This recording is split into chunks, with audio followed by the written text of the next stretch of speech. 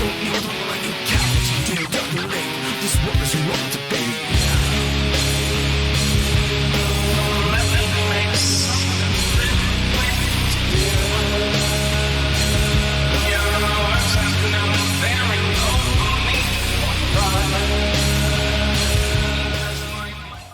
What's up, guys? Our Wrestling Podcast back at you with another episode. This is Dave Vicious, along with Jess, the Total Package, Craig, the British Bulldog, and Joe and Cuz are off this week, bringing you our perspective on the world. Are they, though?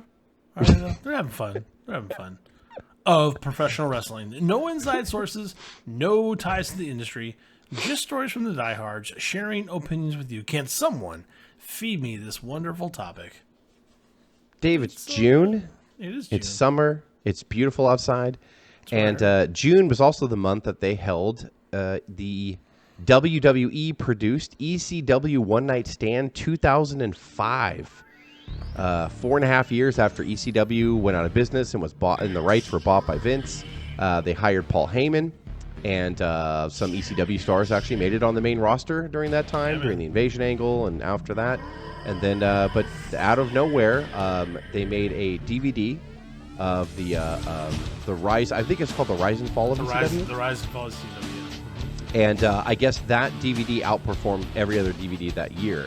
And so RVD, of all people, kept getting in Vince's ear going like, let's do an ECW reunion. Let's do an ECW reunion. And Vince is like, da, da, da, da.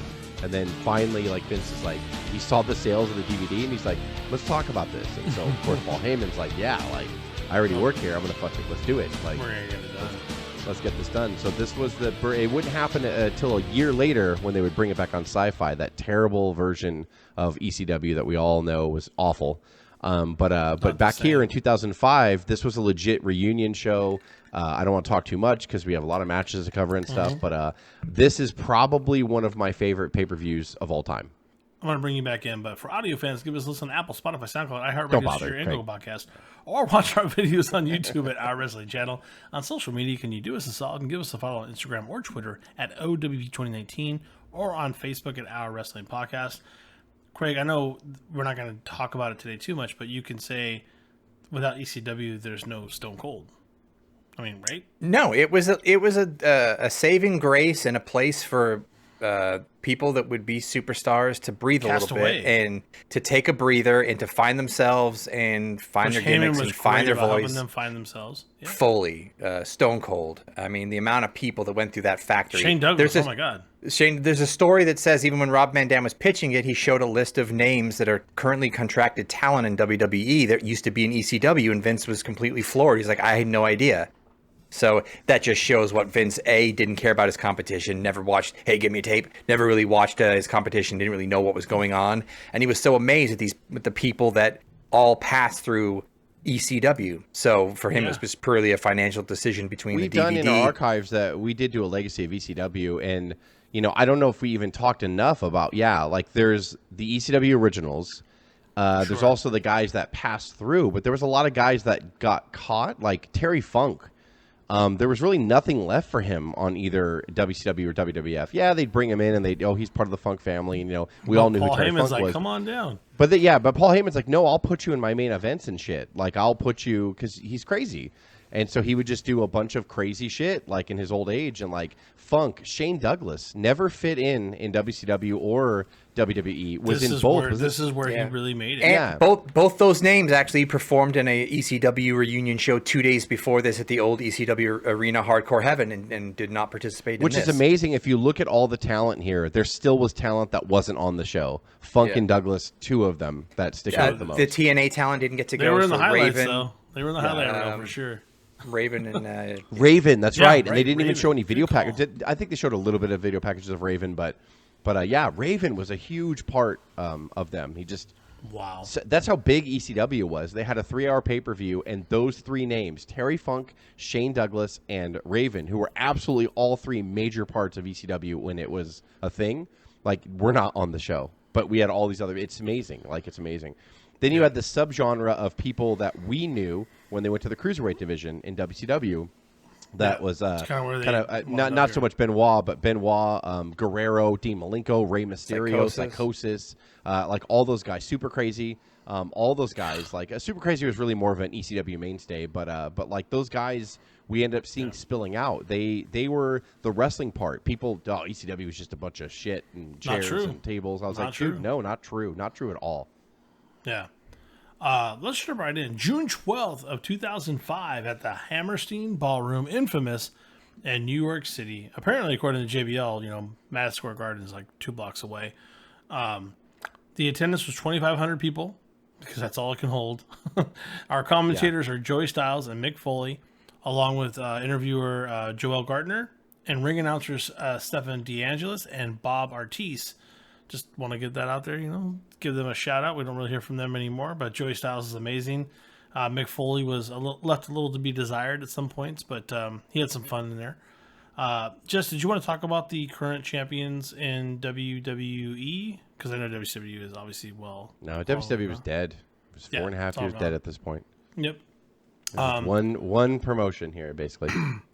Joey Styles comes out at the very beginning and gets the crowd super pumped up as always, and he says the infamous words, "Oh my God!" And he's kind of almost teared up because of the reunion. He's actually very thankful to WWE to bring this reunion on, and it's a cool moment in the very beginning of the pay-per-view.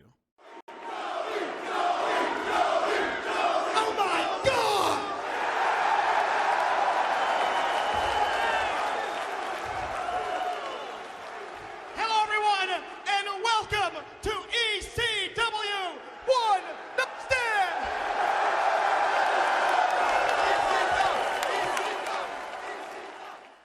Let's jump right into match number 1. This is Lance Storm defeating Chris Jericho in a singles match.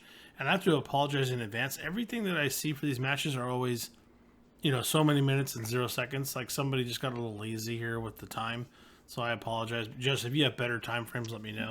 No. But it says 7 minutes flat. I give it a B+. I've said it so many times before. Lance Storm has one of the best drop kicks in the business. It's absolutely incredible. If you look behind me, look at the springboard elbow that Jericho is giving Lance Storm right now. This match, in B+, you guys might even say I'm crazy. It should be higher. But after a furious 5 minutes of great wrestling and high impact, Lance's team, and all his underlings all interfere to let them all storm in and steal one. And he gets that pin. But I enjoyed the match. B+.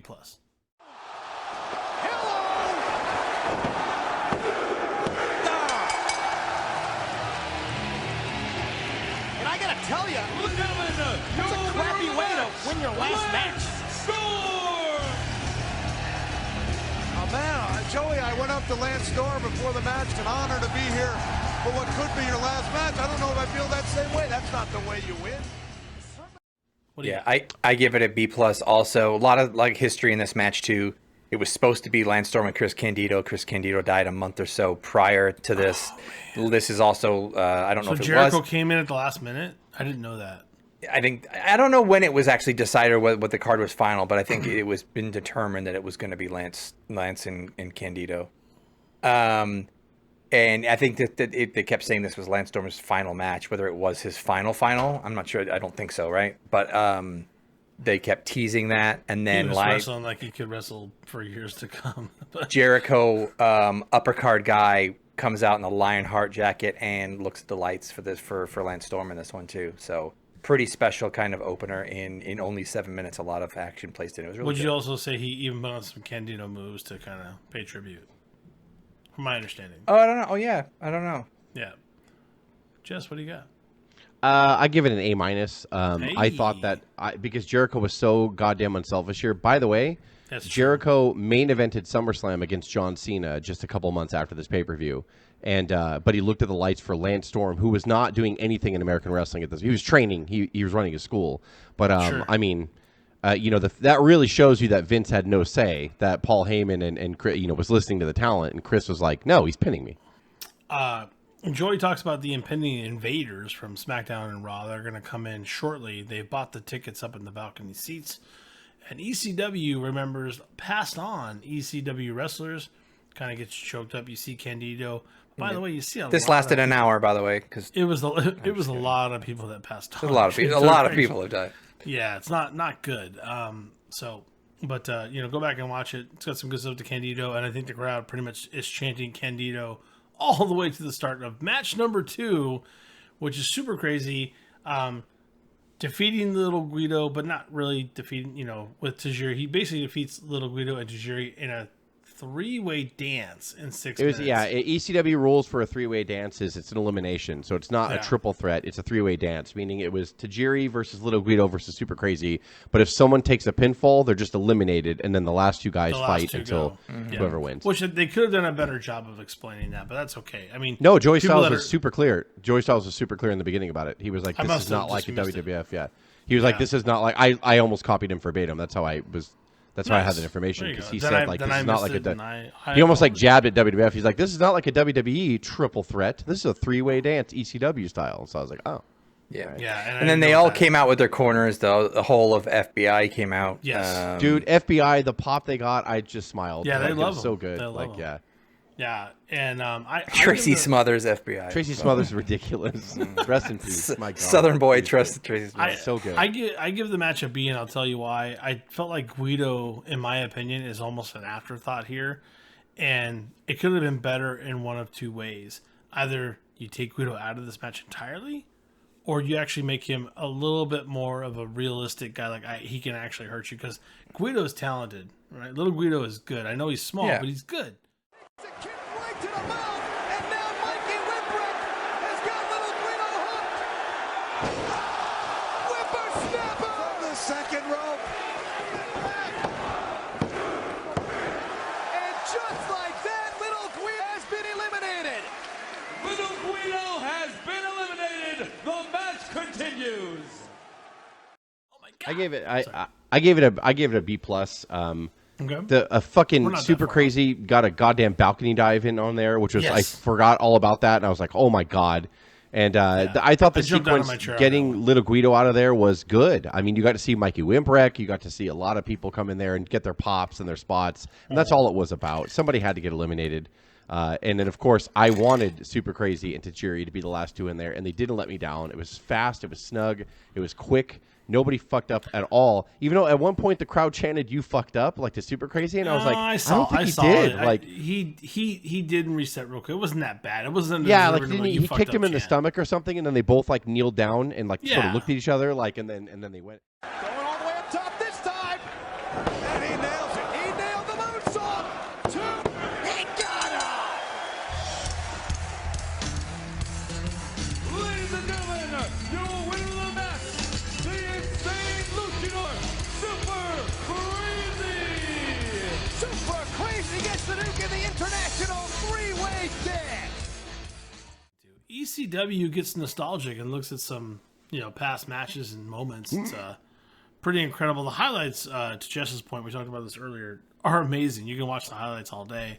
But I wanted to get into the real matches, where we go into number 3. Rey Mysterio defeats a non-masked Psychosis in an Extreme Rules match in a 6-minute set. This is, for me, this is a high grade. A all the way. High impact maneuvers. They were dead on. Literally putting their lives on the line here. This is actually, this match is very debated. Has been for years.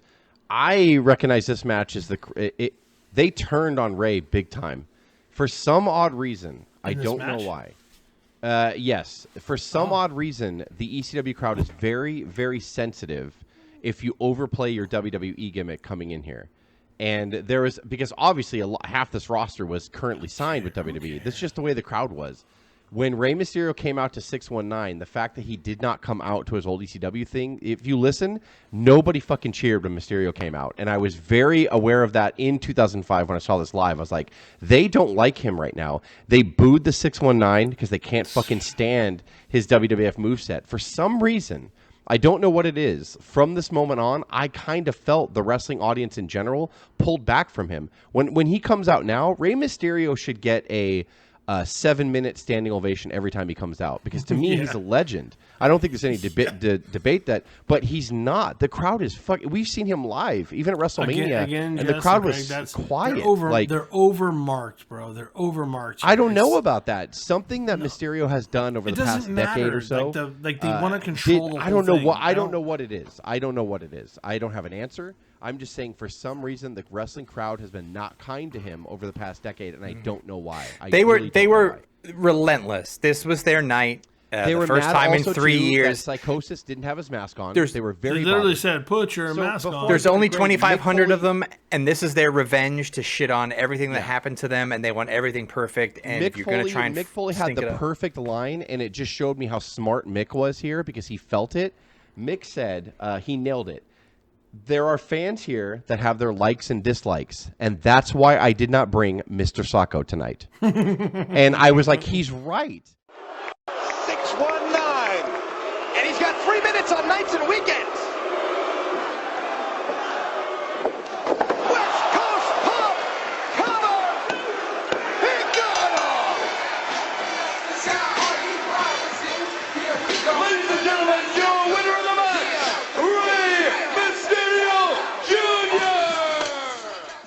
It's so crazy, but I give it a B minus. I give it a B minus, not because the crowd turned on him. I give it a B minus because I know for a fact that I've seen these guys in WCW, in Mexico. You've seen better matches. They wrestled like 500. They wrestled hundreds of times. This is not one of their best, and I think because I think they were thrown by the reaction, as you would be if you're Psychosis and you're trying to give a nod of respect by coming to the ring in the mask and taking it off, which is a respectful move, and then you get booed, and then Ray gets booed. You're already off on the wrong foot, and then I think you miss some chemistry and some clicks there, and then it's a bit clunky. But even with all that said, still a B, still a great 7-8 minutes or whatever, and they still kill each other out there. Like I don't know what it was. As soon as Rey Mysterio's WWE music hit, I heard the crowd go, "Oh!" Like they were so pissed. And I was like, "Jesus, who's this fucking guy?" Yeah. Kurt Angle basically brings in the cavalry, and Joey Styles says, "Can you run anything so we don't have to see them?"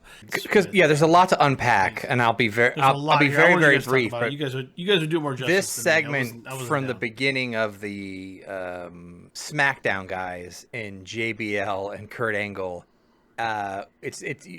we shouldn't gloss over the heat that they received with these promos. And Bischoff himself said in 83 Weeks how he did feel it's palpable heat. He said anyone could have punched us on the way because they walked through the crowd up into the balcony seats. I thought they were going to. Yeah. And well, someone threw a beer on Bischoff right in his face. So and Edge is later on is lucky to just ignore the middle fingers right in his face, and everyone they're so Edge, dude. The heat on Edge was fucking crazy too. So just the interviews and you have to go back and kind of watch it in this crowd, and it's only 2,500 people. This intimate space, Hammerstein Ballroom, just chanting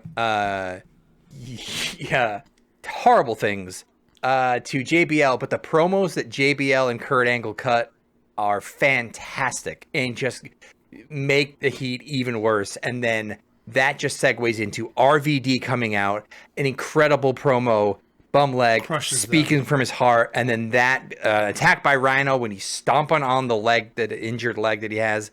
Lights out, lights up, Sabu, crowd goes ape, banana, and then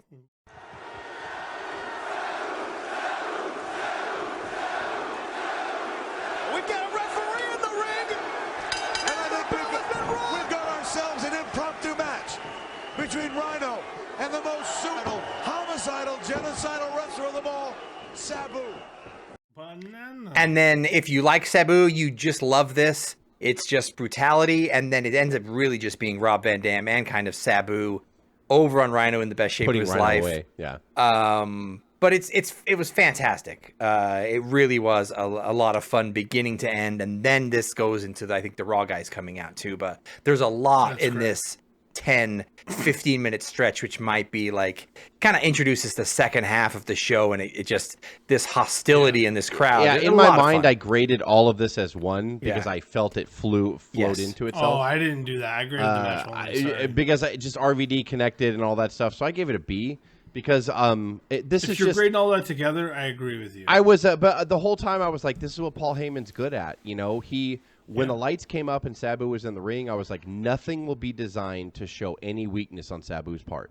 So anything that Sabu can nail, he will nail here. And he did. And Rhino was great in selling and also being a beast at the same time. You forget how great Rhino is, too. Yeah, like it all worked. And this is what Paul Heyman was good at. He hid their negatives and he accentuated their positives. He was so good at it. For the man beat Rhino. Rhino is in the best physical condition I have ever seen him in, but right now, it doesn't mean a damn thing. With all the ball down to you. Oh my God! Bang, bang! It's over! Arabian Skull Crusher! Match number 5, because like I said, Raw shows up. They don't really get a chance to speak yet. And Benoit is telling them, like, you know, come on, shut up. This is going to happen right now. So they give Benoit and Eddie Guerrero their due. Benoit defeats Eddie Guerrero in a singles match in 11 minutes. It's an A. That is all I have to say about it. Go back and watch it. What I want to say, if you guys want to try to jump off this plank a little bit, we believe that this is the last pay-per-view match between Eddie and Chris before Eddie passes on come about 5 months later. I don't think it's the last pay-per-view match. I think it's their last match, period. No, I'm sorry, the last match together. I'm sorry, the last match they had together. Because they had plenty of matches together in pay-per-views. Yeah, before here. Last match. Yes.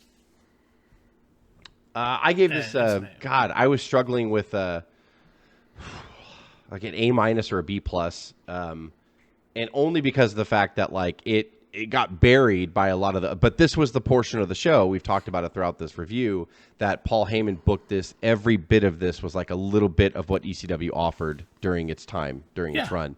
And this represented that time in 1995 where you had Guerrero and Malenko and Benoit. And Benoit was the one who threw Sabu on his head, by the way, and broke his neck in that clip. And you had like these serious wrestlers that would come in here. So my style of wrestling, this is an A, because these guys both basically main evented WrestleMania 20 in 2004, the year before, and Vince let them face each other here at ECW One Night Stand, which nothing screams louder that I'm done with you guys on the top level. Sorry, I hate to say that, but this was a year after their glory days. The titles were off them. Benoit lost his belt. Guerrero lost his belt, and it just wasn't their time anymore. You know, we got the Eddie Guerrero and Chris Benoit moment. We all wanted. We got it, and you know them celebrating at the end of WrestleMania 20, and that's it. And sad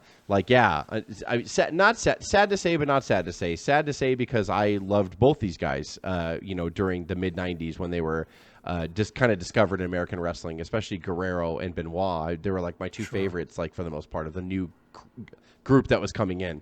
And all that stuff was great. And then watching these guys with their bodies beat up here and getting older past their primes in that sense, you know what I mean? Like as far as like the 90s, even the Nitro era was kind of their prime.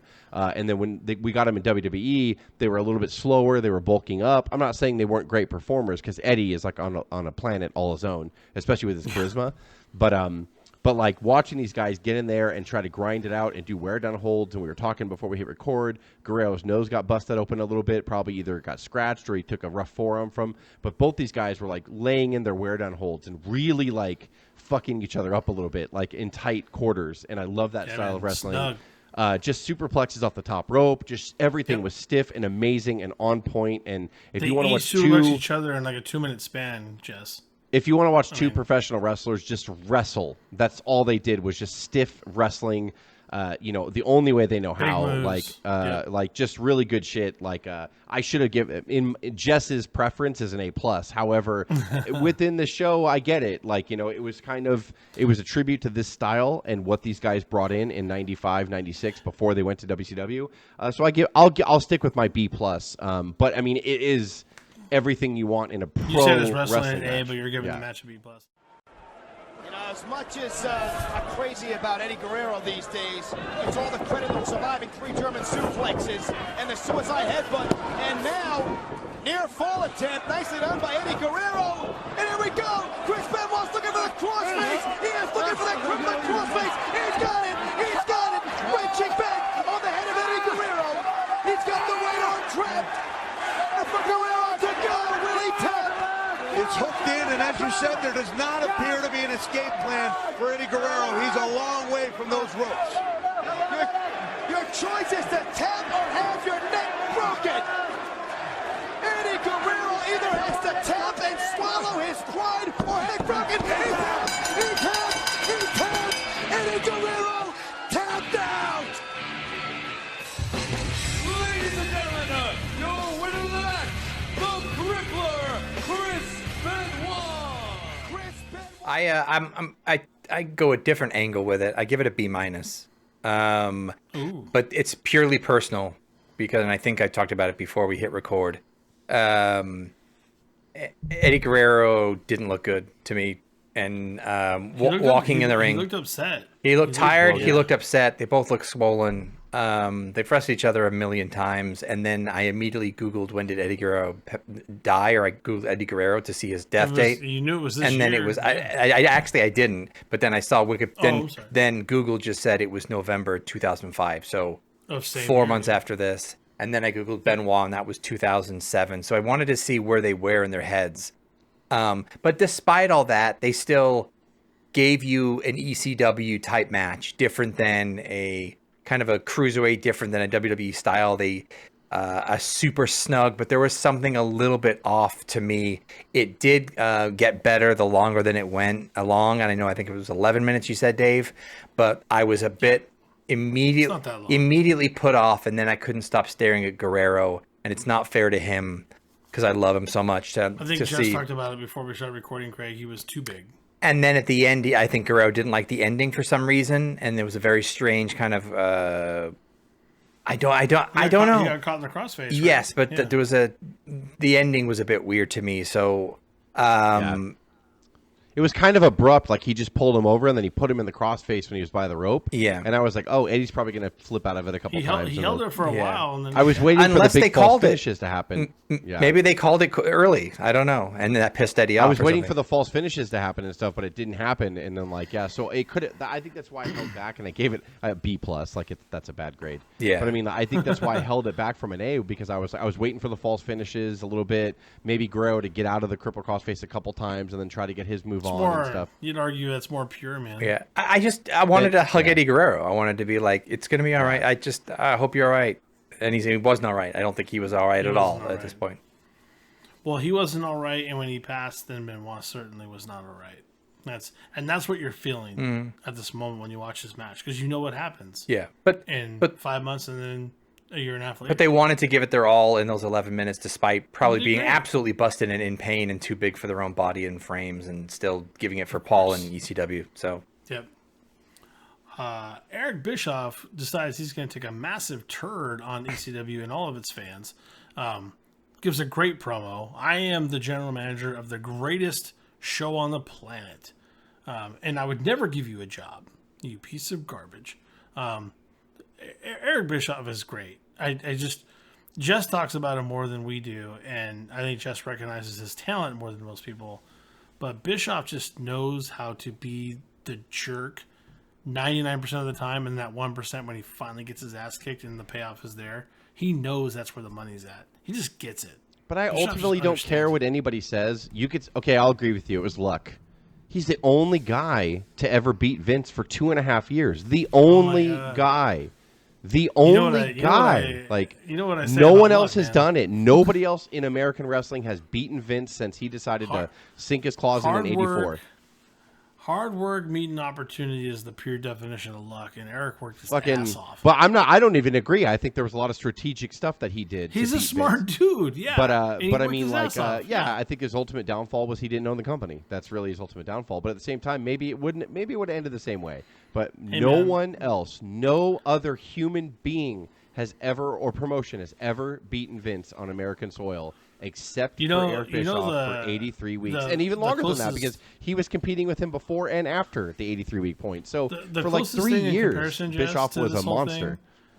Seriously, Sega defeating Nintendo for the first time is WCW defeating WWE. It's an absolute giant. It's no way it can lose, and you come in just being an asshole and making fun of them, but also crippling them simultaneously at their weak spots that they don't even know they have.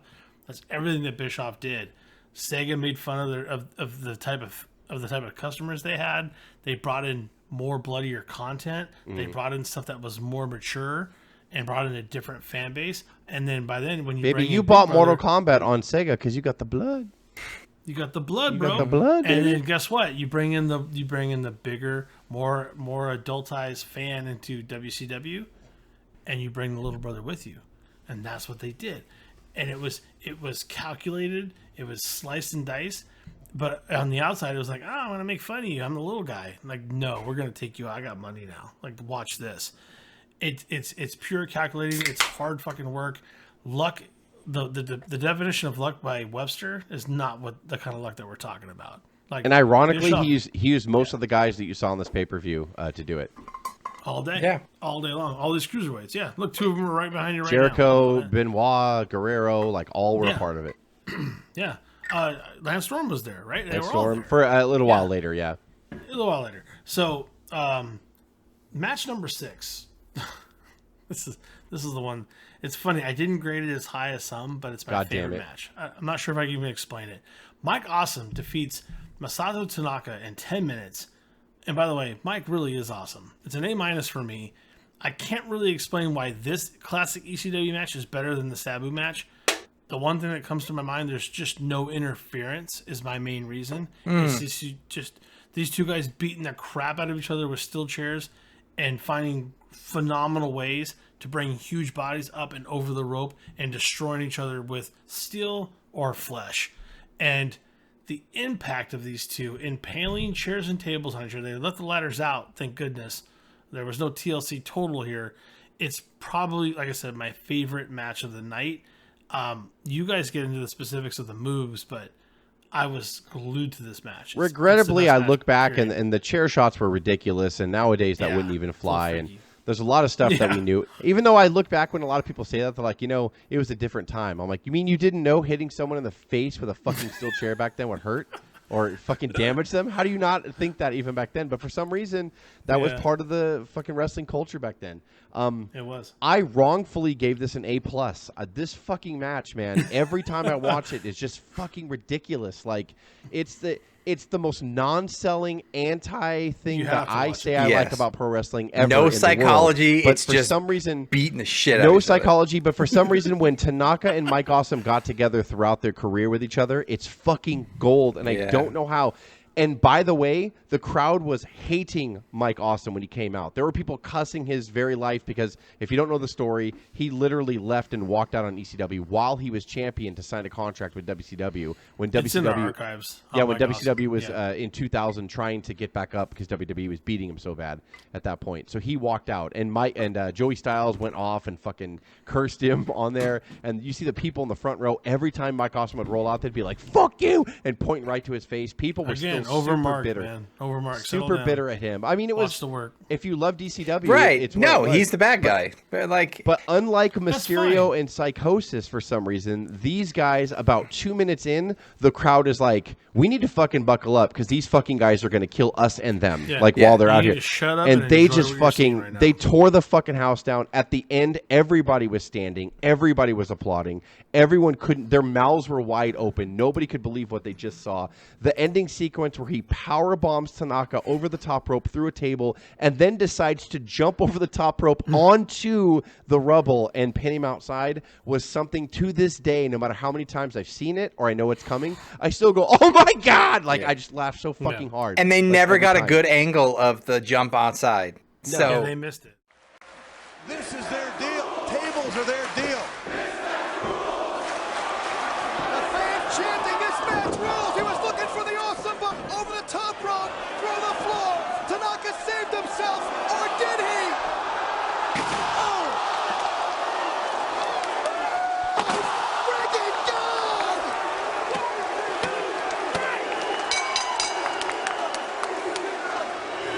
Awesome pinned him on the floor. Ladies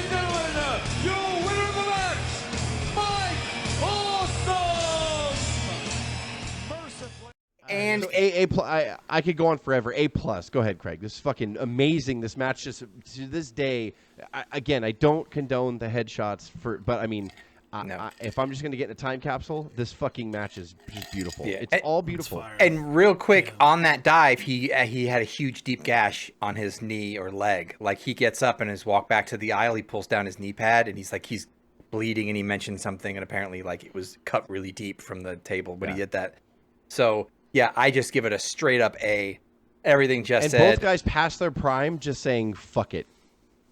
They're both past their prime at this point. They're like, fuck it, we don't care. And they delivered probably, I can't say it was their best match, but it was their most polished match out of all their matches I saw them have. After all the in matches, Japan and in ECW. After all these matches on pay-per-view on this night, this was the greatest and most memorable. So that's fucking insane. They just kind of gave it everything they had, and it was with fantastic. Two guys that were probably not known from the American wrestling audience at all, hardly, except for ECW fans. Like nobody knew who they were.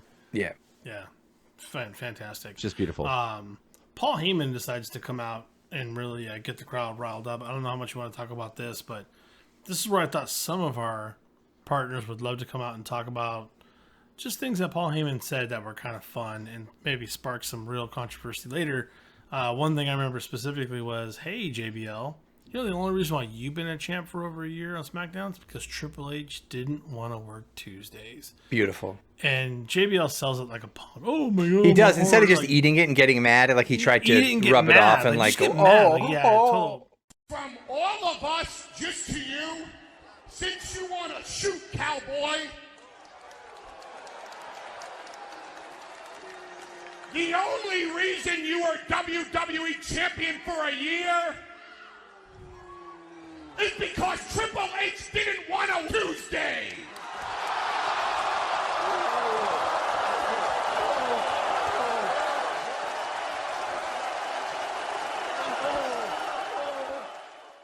It's well, Edge did the same thing. Edge did the same thing. I hate him for that too.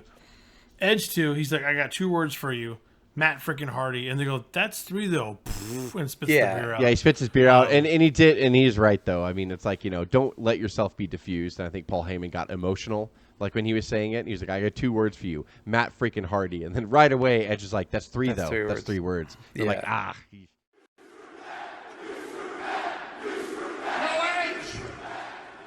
Nobody with a written promo has the balls to say this to you, but I have 2 words for you. Matt freaking Hardy!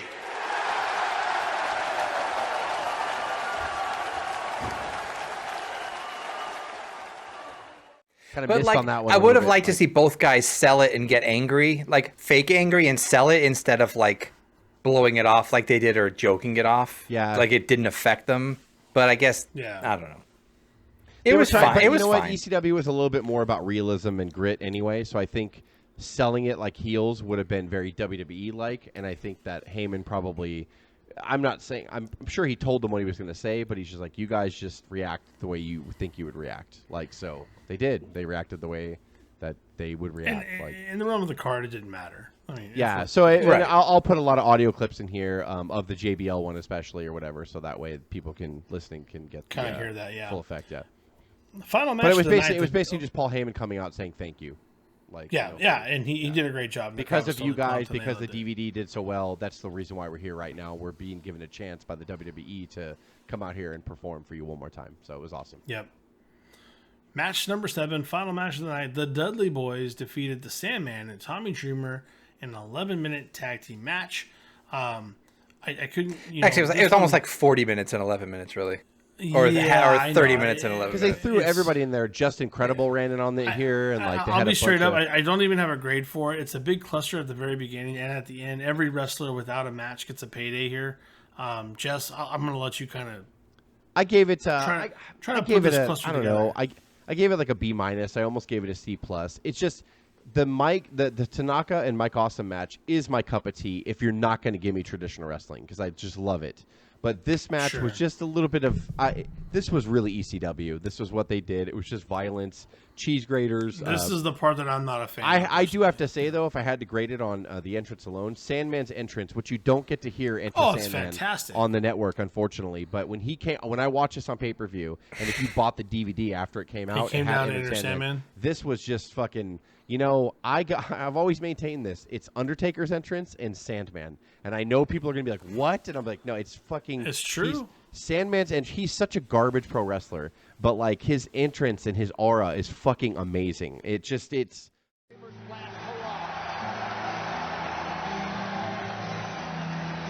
Nobody embodies the ECW lifestyle more than this man. From Philadelphia, weighing in tonight at 244 pounds, he is the hardcore icon. This is the Sandman!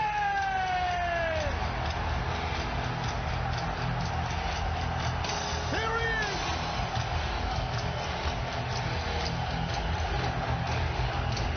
The door is open!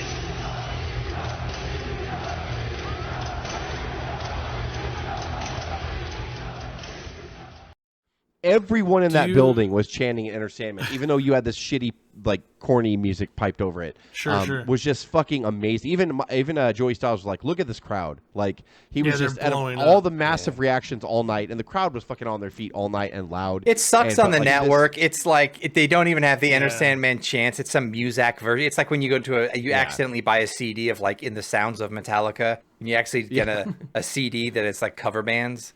It was pretty terrible, but like McCullough, but it kind of it ruins what was probably something really, really special. I would really like to see the original Enter Sandman entrance. Like that entrance playing into the whole beginning or whatever, maybe I would have went higher. But and the Dudley Boys coming in was awesome because they're an ECW staple. Sure. And so was Tommy Dreamer, especially Tommy Dreamer. So was Sandman, and so it was awesome. They had Just Incredible. Just Incredible ran in there.